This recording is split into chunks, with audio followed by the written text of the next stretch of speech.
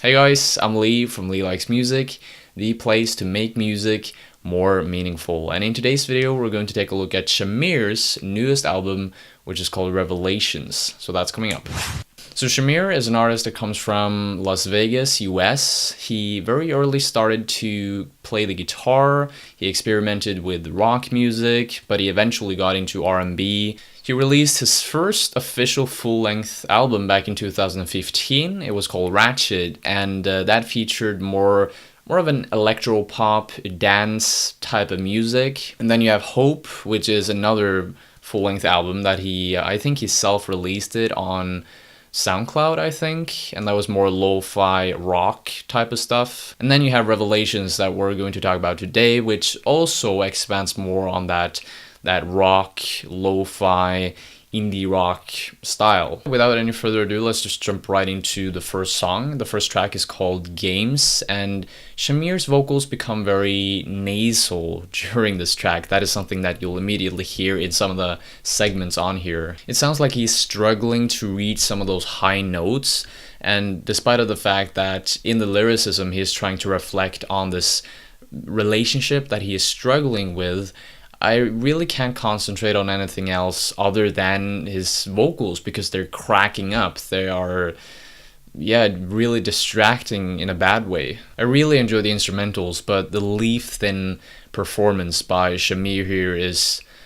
The second track is called You Have a Song, and on here you will find a mix of both rock elements and electronic elements. You have this bass and guitar, kind of typical rock instruments, and then you have this synthetic electronic drum beat in the background. I know a lot of people have done this mix before, but it sort of sounds a bit like sleigh bells in the way that the kick is fundamentally so much higher in terms of volume and energy than all of the other instruments.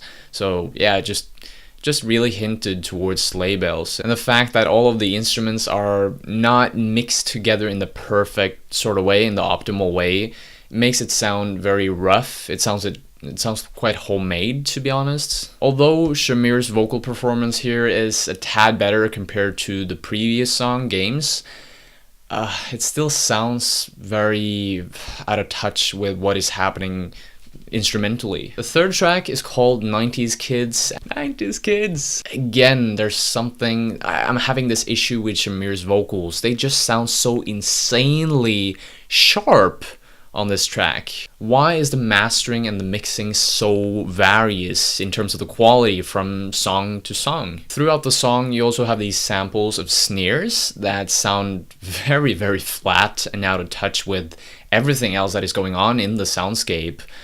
So I don't know why they put it in there. It's like Shamir and his colleagues just slapped it on top right before they put it on the record.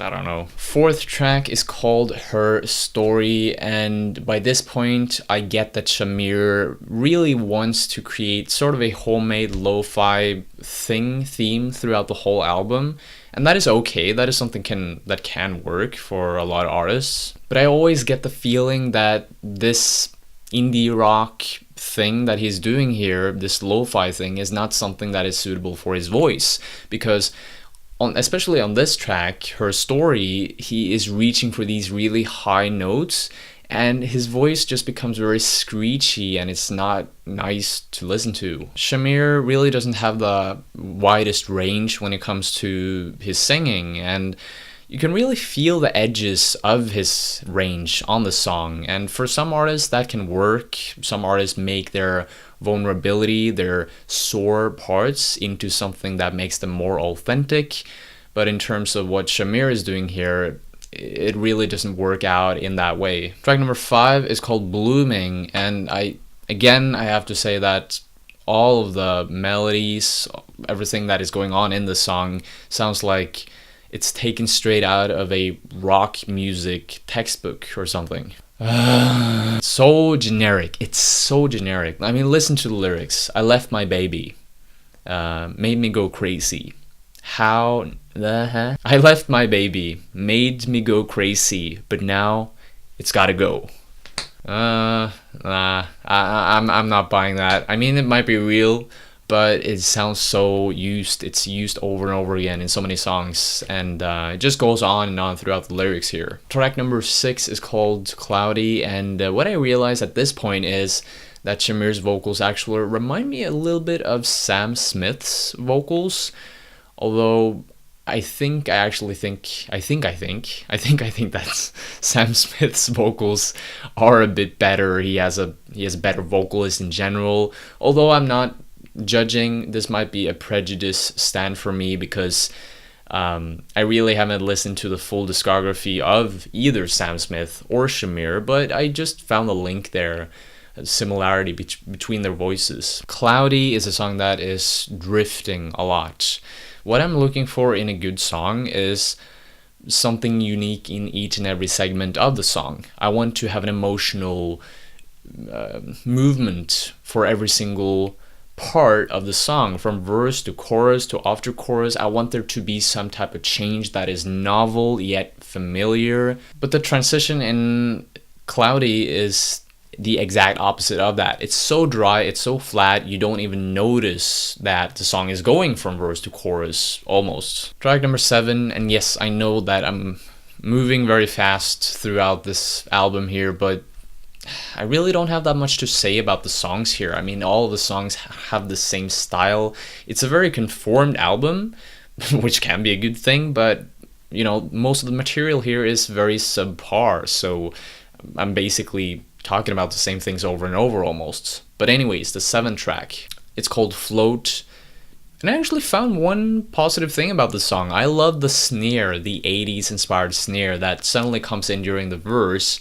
It made it sort of catchy, and I latched onto that in a way. But then again, this is easily yet another example of how Shamir and his colleagues encapsulated their sonic efforts into a very, very tiny ball. You can hear that there are borders, very fine borders on, for example, the production. They could have done so much more with how they mixed all these different elements, all the different sounds, instruments together, but they don't. It's so it's in the box, you know, and you want to get that creativity out of the box, but you can't because I think Shamir absolutely deserves some credit for his songwriting on songs like Straight Boy and Cloudy. He talks about his anxieties and the frictional matters that he experiences with other people. But in terms of things that could have made this album so much better,